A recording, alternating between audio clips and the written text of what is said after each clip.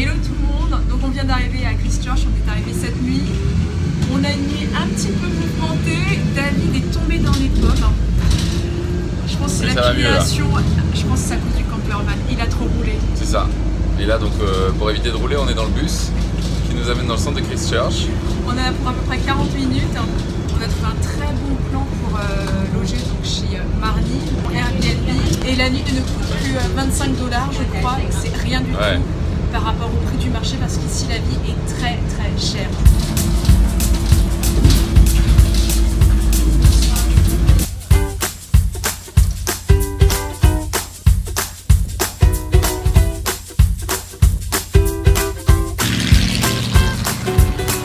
Les Anonymous sont à la rue pour parler du mouvement vegan. Little café. Ok. Everything's vegan.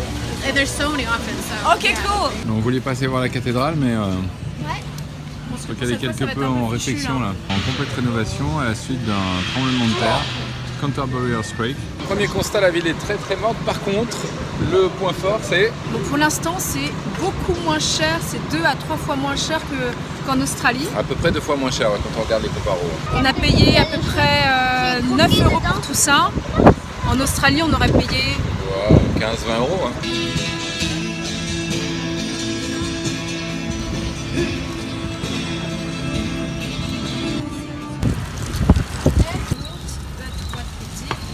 Et nous sommes à Christchurch pile poil en plein festival des lanternes. Dépasser, il faudra se pousser. Voilà, petit tour en bas. Bon, finalement, se baladant petit à petit, on découvre la ville. Elle a un petit charme. Elle commence à devenir assez sympa. Donc là on va visiter un musée.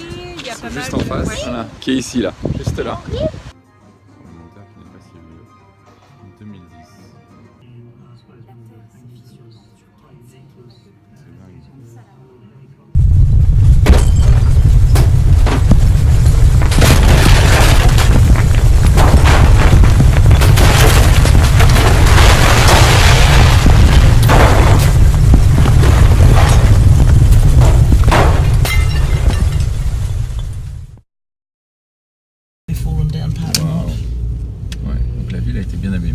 Une maison bien abîmée.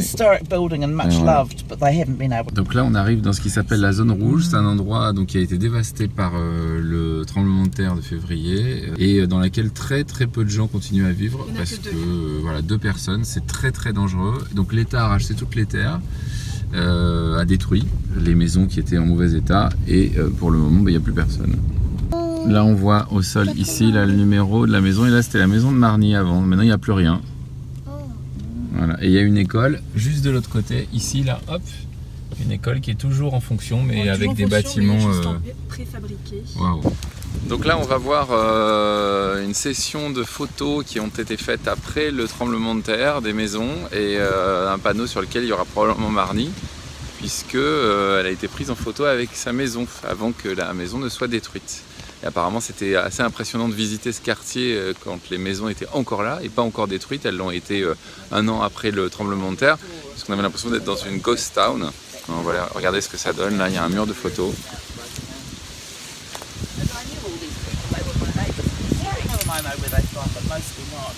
Il y a leur toilette ici. D'accord. À l'extérieur, ah bah oui, parce qu'on pouvait... It was just, I think, no, just that way, that house. Yeah.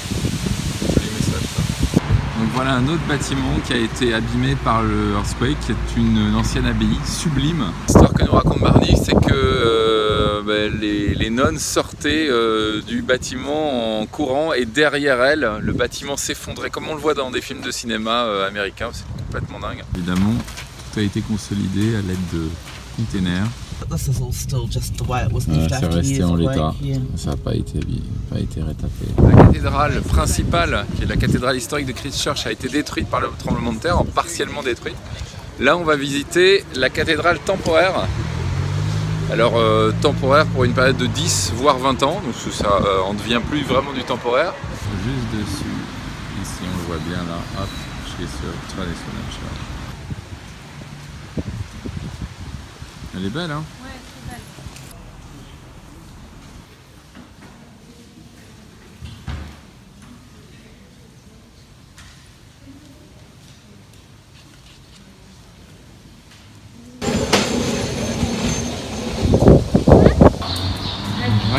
moins qui rentre dans un centre commercial. Alors on est dans le rayon des pâtes à tartiner. Donc évidemment la Vegemite. La fameuse. On a de la... Oh là là, qu'est-ce que c'est que ça? C'est quoi ça? Jambon et y a ça, poulet. bien dégueulasse. Ouais. Voilà. De la Promite. Promite. Alors qu'est-ce que ça promet? Tu vois, en tout cas, il y en a une en dessous qui est encore plus drôle. Hein. Et il y a de la, attention, la Marmite. Voilà. En France, on aurait dit marmite, mais ici, c'est marmite, c'est beaucoup mieux. Voilà le parc, le dit parc.